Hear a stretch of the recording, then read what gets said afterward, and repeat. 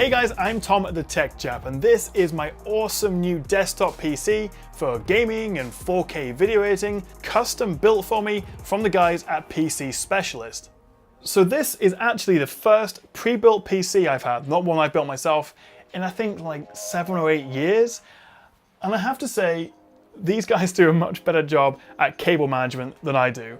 Specs wise, we've got an Intel i7 8700K, an ASUS ROG Maximus 10 Hero motherboard, 32 gigs of Corsair Vengeance RGB RAM, an ASUS ROG Strix GeForce GTX 1080 Ti graphics card, a 500 gig Samsung 960 EVO M2 SSD, with the power coming from a Corsair 850 watt RMX series modular power supply. And all that is built inside the Cooler Master Mastercase H500P gaming case.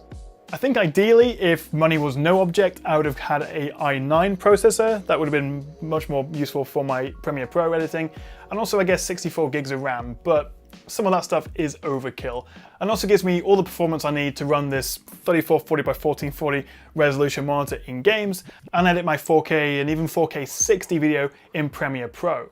So this is my current setup. Obviously the new PC Specialist build is the big new addition for 2018 so far, but I've also got some pretty cool other peripherals like this Asus PG348Q ultra-wide monitor, G-Sync, 100Hz, IPS, 34 inches, high res.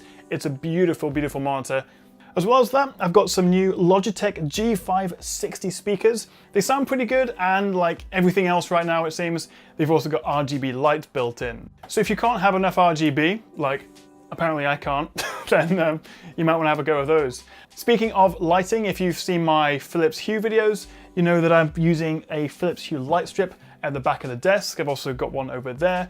I'm also using an ASUS Claymore keyboard. I really do like this keyboard, as well as one of their Pugio mice. So I've got quite a few ASUS peripherals here. I like kind of keeping the peripherals standardized so that I can control the lighting of all of it. Because one of the problems I have with, say, like a build like this is when you've got Corsair, Cooler Master, and ASUS components all in one, as well as Philips Hue lighting at the back of my desk, getting all that lighting synced is almost impossible. As for the actual desk, well, this is a, I think it's a Carlby worktop. It's a kitchen worktop from IKEA, as well as a couple of white Kia drawers. I'll put links in the description. This is the pretty basic standard YouTuber setup now. I've had this for about a year, about 14 months, so definitely wasn't the first, definitely won't be the last to have this setup. But overall, I'm really happy with my setup. I do sometimes change out the peripherals, sometimes I go wireless, but then sometimes I get in the mood and have some more spare time to play games, and therefore I prefer wired keyboards to get the best gaming experience. It's interesting because the debate around build it yourself versus pre-built is, well, there's so much to think about. On the one hand, this just is easier. It's quicker. How much do you value your time? I actually really do enjoy building PCs. There's something really satisfying about buying all the components, speccing it out how you want, saving a bunch of money, and then building it yourself. But it's not easy, and it takes a lot of time.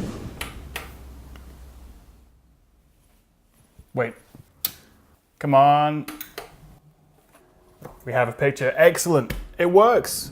It takes me usually a full day, maybe a day and a half to build a PC, and it never looks as good as this, as one of these. So I guess you have to think about, well, what is the price difference between if you buy all the components yourself and then put it together, assuming you can and you know how, and you can make it look as good as this, versus just buying a pre-built one, which comes with a whole system warranty and returns and servicing, which you don't get as easily if you just bought individual components.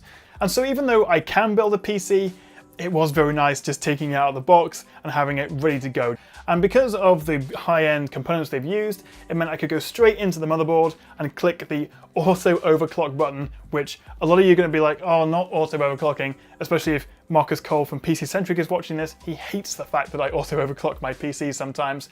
But it's easy and it works, and I've got a stable 5 gigahertz on the i7 8700K running on this.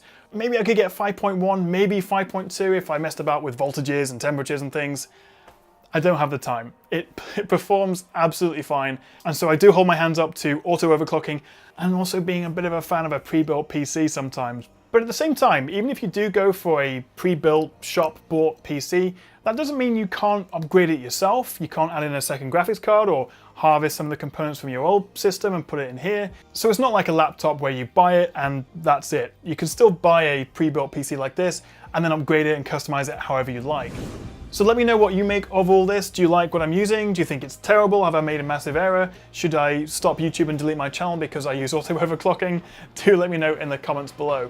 A big thanks to PC Specialist for providing me with this PC, and I've left a link in the description below if you want to go and check out this PC and some of their other great builds. I've got loads more PC hardware videos coming up soon, so make sure you subscribe and also click that notification bell so you don't miss any of them. Thank you very much for watching, guys. I'll see you next time right here on the Tech Chat.